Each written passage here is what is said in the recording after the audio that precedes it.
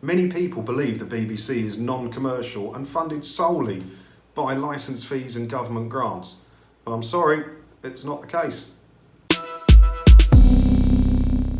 The BBC has many commercial interests and profits greatly from them. There's two main points that I'm going to talk about in this video.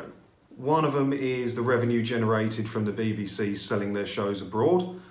The other one is from the BBC showing adverts on their foreign channels and on the BBC-owned channels in the UK. And that BBC-owned channels in the UK bit is the bit that gets my back up the most. You know, they take the licence fees, they take the government grants, but they still own big stakes in UK TV channels that are fully commercial. I'll tell you all about those in a minute because it really annoys me. So in 2017, the total revenue from the BBC licence fees was 3.79 billion, and there was a few other millions that came from government grants. One of the main revenue streams that the BBC has is the syndication of its shows. They do make some fair shows. I mean, you've got to be honest, Blue Planet was good, the Life series was good, and these shows were sold all over the world. There's not many countries in the world that didn't buy the David Attenborough series of shows. And they reckon the profit from that was equivalent to around 12% of their programming budget for that year. 12% from selling one show around the world. Crazy. Other Attenborough shows, well, we've got Planet Earth. Planet Earth in 2006 gave 20 million just in profit alone to the BBC. 20 million.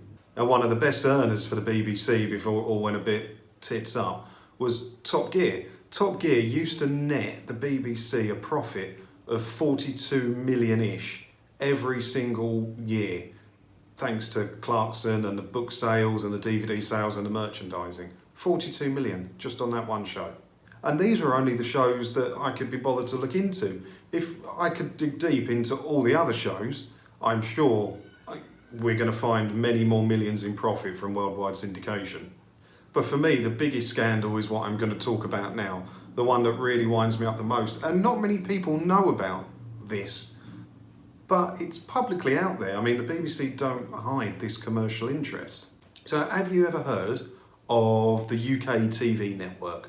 If you've got Sky or Freeview or whatever, you know, you've got Dave, Gold, Really, Yesterday, all those channels, they're all in a group called UKTV. And the BBC owns a huge stake in this. It started off as a joint venture between the BBC and Thames. I'm not sure what's gone on with Thames, but the BBC still has their stake in it. Yeah, we've all seen the TV listings where UK Gold, or Gold as it's called now, is showing loads of BBC shows. Have you ever wondered why? You ever wondered why every time you turn on Gold there's Fawlty Towers or there's Only Fools and Horses? It's because they're BBC shows. And these old BBC shows that they have on Gold and that, they were paid for long ago. I mean, they've earned their money, and now they're being endlessly repeated on these channels that are showing commercials. It's all pure profit. It's pure profit. The shows cost them nothing. I mean, do you remember when the TV channel Dave came out? It was a bit of a standing joke that it was 24-hour-a-day Top Gear repeats. And even the presenters in a couple of the episodes acknowledged it. But why? The BBC have paid for those shows over and over again, but they can show them all day long, cost them nothing, and they're getting huge commercial revenues. I mean, I think at one point, the Top Gear shows on Dave were sponsored by Halfords. I wonder how much Halfords paid UK TV Group for that and how much of the profit from that found its way back to the BBC. One of the funnier ones is one of the new channels for the UK TV Group, just called W.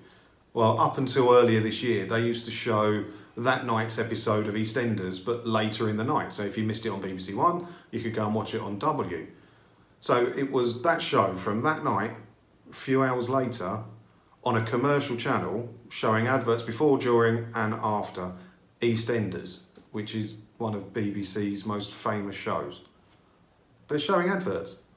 Now, I'm not trying to knock their business, because taking something that owes you nothing and selling it and advertising it and making a lot of profit is excellent business sense. It's excellent business sense. But it does show that the BBC is not scared to be commercial.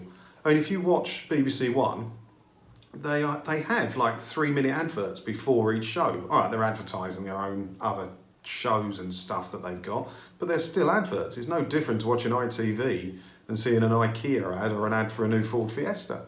It's still advertising. BBC do it. So if the BBC did go commercial then, how would that affect you and me? Well, currently they spend about 100 million a year in collecting the TV licence fees. So they'd be saving that straight off the bat. And, well, not me, because I don't pay it, but all the people out there that do pay for the TV licence would be saving that amount of money every year. So the BBC saving money, we're saving money. Around 180,000 people a year are summoned to court for TV licence offences.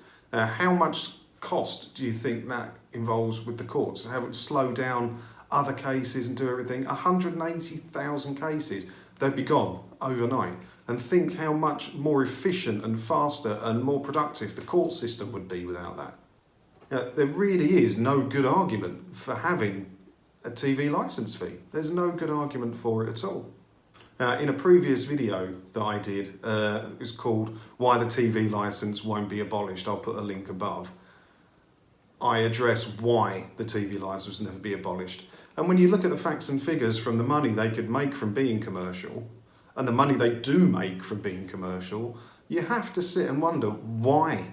Why have they not abolished the TV licence? Well, if you watch that other video, I'd tell you why. But that's all I've got to say about the commercialisation of the BBC. If you've got any comments, throw them down below. I do read them all, I don't reply to all of them. But yeah, comment below and like the video. Thank you.